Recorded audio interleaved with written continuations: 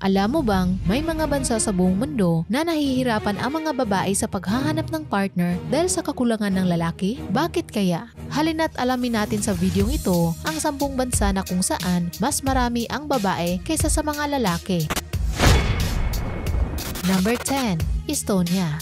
Isang maliit na bansa na matatagpuan sa silangang Europa. May populasyon na humigit kumulang 1.3 milyong naninirahan. Ang itinuturong dahilan ng pagkakaroon ng mababang bilang ng mga lalaki sa bansang ito ay ang kanilang pakikilahok sa ikalawang digmaang pandaigdig. Dagdag pa ang isyu sa kalusugan na konektado sa malakas na pag-inom at paninigarilyo. Ang average na lalaking Estonian ay umiinom ng 17.5 litro ng alak bawat taon. Doble ito sa mga kababaihan. Ang Estonia rin ay may isa sa pinakamataas na rate ng pagpapatiwakal sa Europa na umaabot sa 12.2% bawat 100,000 katao, kung saan ang mga lalaki ay halos 5 beses na may mas maraming kaso kumpara sa mga babae. Halos 11,000 katao ang umaalis sa bansa taon-taon upang mag-migrate sa ibang lugar ng permanente o pansamantala lang. Number 9. Portugal. Ayon sa demographic data ng 2022, ang bilang ng mga babae ay mas marami kaysa sa bilang ng mga lalaki sa bansa ng mahigit sa 1 milyon. Ang pagtaas sa bilang ng kababaihan sa Portugal mula noong 2010 ay kasabay rin ng pagtaas sa gender equality. Sa kabila ng mga improvements na ito para sa mga kababaihan, ang ekonomiya ng Portugal ay nagkaroon ng mga pagsubok sa huling dekada at bilang resulta, maraming lalaking Portuguese ang umalis para sa mas magandang kinabukasan. Ang pinakakaraniwang lugar kung saan nagre-relocate ang mga lalaki ay sa Brazil at sa iba pang mga bansang miyembro ng European Union. Ang mas mataas na populasyon ng kababaihan ay dulot din ng mas mababang life expectancy ng mga lalaking Portuguese. Sa average, ang mga lalaki ay nabubuhay ng 78 years, samantalang ang kanilang mga kababaihan ay nabubuhay ng 84 years. Number 8. Zimbabwe. Ang pag-unlad ay dumadating sa iba't ibang paraan sa iba't ibang bansa. Sa Zimbabwe halimbawa, 31.9% na may hawak ng pwesto sa parlamento ay mga babae. Gayunpaman, ang positibong ito ay natatapatan ng hindi proporsyonal na dami ng mga kababaihan sa bansa na maaaring magdulot ng problema sa hinaharap. Noong 2021, ang rate ng namamatay na kalalakihan ay umabot sa 456 per 1,000 male. Sa mga nagdaang taon, ang kabuuang rate ng namamatay sa Zimbabwe ay bumaba. Kaya't sa hinaharap, napakalaki ang posibilidad na ang debalancing ratio sa pagitan ng kalalakihan at kababaihan ay magiging stable. Number 7. Georgia. Ang Georgia ay isang maliit na bansa na may populasyon na 3.7 milyon lamang. Halos 52.98% ay kababaihan at ang natitirang 47.02 ay kalalakihan. Ang Georgia ay isa sa pinakamatandang bansang Kristiyano sa mundo at may mahabang kasaysayan ng pakikipaglaban para sa kalayaan mula sa maraming paglusob ng mga malalakas na neighboring countries tulad ng Russia at Turkey. Bukod dito, ang mga oportunidad sa ekonomiya ay nagtutulak sa maraming kalalakihan na maghanap ng trabaho sa ibang bansa na nagdudulot ng mataas na rate ng imigrasyon. Sa huli, ang mortality rate ang nagsisilbing dahilan ng hindi balancing ratio sa pagitan ng mga kalalakihan at kababaihan. Tulad ng maraming ibang bansa sa listahang ito, ang pag-inom ng alak at paninigarilyo kasama na rin ang mga risk-taking activities ay may kinalaman sa ganitong sitwasyon. Number 6. Lithuania. Katulad ng kanyang mga kapatid na bansa sa Baltic region, ang Lithuania ay nagdurusa mula sa mababang populasyon ng mga kalalakihan. Ang pag-abuso sa alak at mataas na rate ng paninigarilyo ay mas mataas sa mga kalalakihan sa bansang ito. Ang paghitit ng sigarilyo ay napakakaraniwan sa bahaging ito ng mundo kaya't higit sa 1/3 ng mga lalaking Lithuanian ang naninigarilyo araw-araw. Ginawa ng mga health authorities ng Lithuania ang pag-discourage sa mga tao sa paninigarilyo bilang isa sa kanilang pangunahing prioridad. Ang bansa ay biktima rin ng pag-alis ng kanilang mga kabataan at produktibong kalalakihan upang humanap ng mas magandang oportunidad sa ibang bahagi ng Europa tulad ng Germany o England. Number 5. Russia.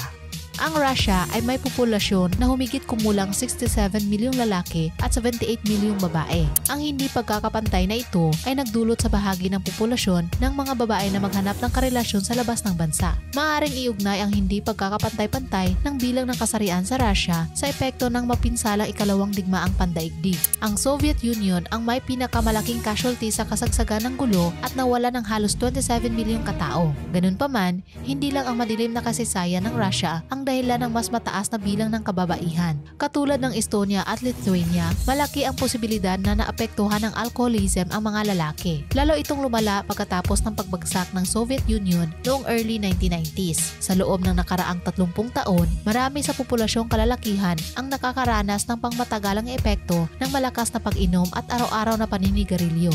Number 4. Latvia. Isang maliit na European country na isa sa may pinakamataas na ratio ng mga kababaihan kaysa sa mga kalalakihan. Ang hindi pagkakapantay-pantay na ito ay dulot ng maraming self-inflicting hazards na karaniwang matatagpuan sa mga kalalakihan sa bahaging ito ng mundo. Ang malakas na pag-inom at paninigarilyo ay kadalasang ginagawa ng mga lalaki sa Latvia. Ang mga gawain na ito ay nagdudulot ng maraming komplikasyon sa kalusugan tulad ng sakit sa puso at iba't ibang uri ng cancer. Ang life expectancy ng mga lalaki sa Latvia ay nasa 68, habang para sa mga babae ay 78. Mas mataas din ang rate ng pagpapatiwakal sa mga lalaki. Ito ay isang nakakabahalang trend na matatagpuan sa karamihan ng mga bansa sa buong mundo.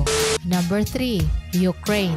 Ang kasalukuyang kalagayan ng Ukraine, habang patuloy ang digmaan at patuloy rin na tumataas ang bilang ng mga nasasawi, malamang na lalong lalaki ang agwat ng bilang sa pagitan ng kalalakihan at kababaihan. Sa kabila ng malungkot na kalagayan sa modernong Ukraine, matagal ng isyo ang mababang bilang ng mga kalalakihan na nag-ugat bago pa man mag-umpisa ang kasalukuyang digmaan sa pagitan ng Russia. Maraming mga historiador ang sumasang-ayon na ang ikalawang digmaang pandaigdig ay sobrang nagpababa sa populasyong kalalakihan ng Ukraine at hindi pa rin nakakabangon sa antas nito bago mag-1941. Kung magpapatuloy ang digmaan sa pagitan ng Russia at Ukraine, ay malabo nang mabago ang trend na ito.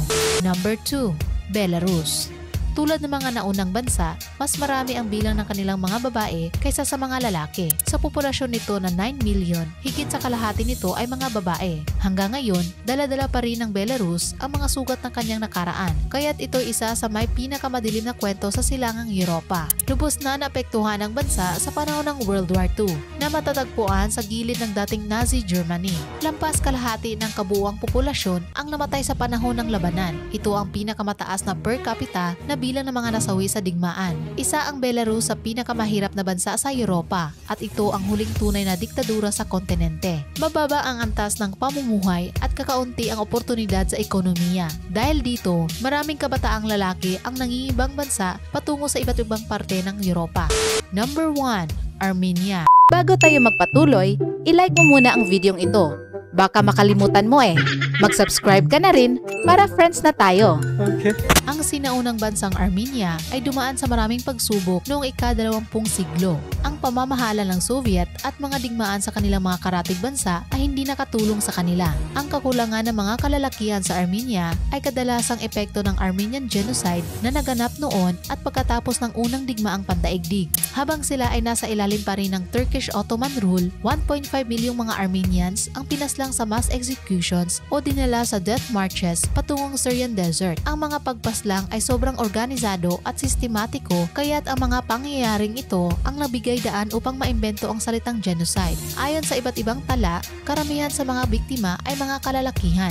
Ang kamakailang kaguluhan sa ekonomiya ay nagdulot din sa pag-alis ng mga lalaking Armenian at paghahanap ng trabaho. Ang ilan sa mga bansang may malaking populasyon ng Armenian ay Russia, France at United States.